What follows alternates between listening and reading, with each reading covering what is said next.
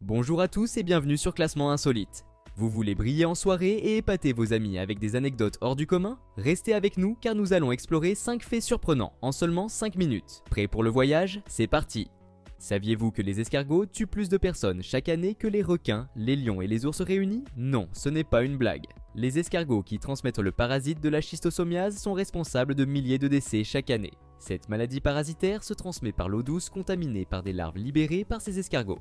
Lorsqu'ils sont infectés, les escargots libèrent des larves dans l'eau qui peuvent pénétrer la peau des personnes en contact avec cette eau contaminée. Une fois dans le corps humain, ces larves migrent vers les organes vitaux, comme le foie, les reins et les intestins, où elles peuvent provoquer des symptômes graves tels que la douleur abdominale, la fièvre et dans les cas extrêmes, des défaillances organiques qui peuvent être fatales. Selon les estimations de l'Organisation mondiale de la santé, la schistosomiase affecte plus de 200 millions de personnes dans le monde, principalement dans les régions tropicales et subtropicales. Chaque année, elle est responsable de milliers de décès, faisant des escargots des tueurs plus redoutables que les grands prédateurs comme les ours, les requins et les lions réunis.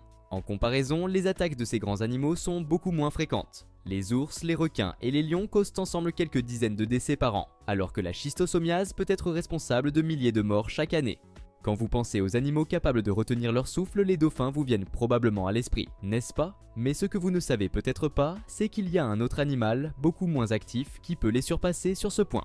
Nous connaissons tous les paresseux, ces animaux emblématiques de la lenteur. Mais il y a un fait que vous ignorez sûrement. Les paresseux vivent une vie paisible et lente dans les arbres tropicaux. Grâce à ce métabolisme lent, ils n'ont pas besoin de respirer fréquemment. En fait, ils peuvent retenir leur souffle pendant environ 40 minutes. Les paresseux sont de véritables champions de l'apnée. En comparaison, les dauphins, ces majestueux mammifères marins, peuvent retenir leur souffle pendant environ 8 à 10 minutes seulement. Mais comment est-ce possible? Le secret des paresseux réside dans leur capacité à ralentir leur rythme cardiaque, réduisant ainsi leurs besoins en oxygène. En comparaison, un dauphin, avec son métabolisme beaucoup plus rapide et ses besoins énergétiques élevés, doit respirer beaucoup plus souvent. Ce contraste est fascinant, et il nous rappelle que les apparences sont parfois bien trompeuses. Dans l'Égypte ancienne, les pharaons étaient considérés comme des dieux vivants, régnant avec une autorité absolue sur leur peuple. Leur confort et leur bien-être étaient d'une importance capitale, car tout ce qui pouvait perturber leur tranquillité était vu comme une atteinte à leur statut divin. L'Égypte, avec son climat chaud, était un terrain fertile pour de nombreux insectes, notamment les mouches. Pour résoudre ce problème, les pharaons auraient utilisé une méthode plutôt singulière, placer des serviteurs de chaque côté de leur trône, entièrement enduits de miel. Le but? Attirer les insectes vers ses serviteurs, les éloignant ainsi du pharaon. Imaginez la scène. Alors que le pharaon préside des réunions importantes ou assiste à des rituels religieux, les serviteurs, couverts de miel, se tiennent immobiles, devenant de véritables pièges vivants pour les insectes. Cette pratique, bien que surprenante, montre à quel point les pharaons étaient prêts à tout pour maintenir leur confort et leur aura divine.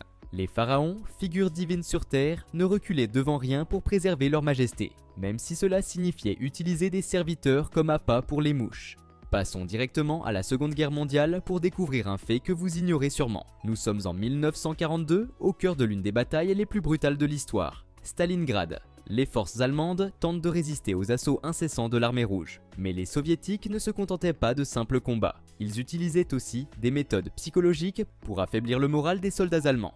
Parmi ces méthodes, une des plus intrigantes était l'utilisation de la musique de tango. Les soviétiques diffusaient du tango via des haut-parleurs dirigés vers les positions allemandes. Pourquoi du tango? Parce que cette musique, avec ses mélodies sombres et mélancoliques, évoquait une atmosphère de désespoir et d'inéluctabilité. Souvent joué en mineur, le tango était perçu comme sinistre par les soldats, renforçant leur sentiment d'isolement et de peur.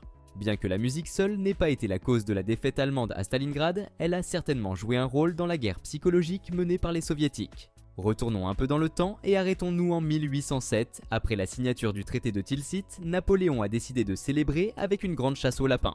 Des milliers de lapins avaient été rassemblés pour l'occasion, et le grand stratège militaire était prêt à montrer ses compétences en chasse. Au lieu de la chasse excitante qu'il avait imaginée, Napoléon s'est retrouvé envahi par des lapins déterminés. La scène était si comique que les membres de l'entourage de Napoléon ont dû se retirer en hâte, tandis que les lapins continuaient de les harceler. Et voilà comment Napoléon, le célèbre stratège militaire, fut vaincu par une horde de lapins.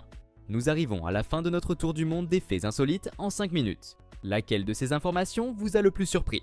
Si vous avez aimé cette vidéo, n'hésitez pas à liker, commenter et à vous abonner.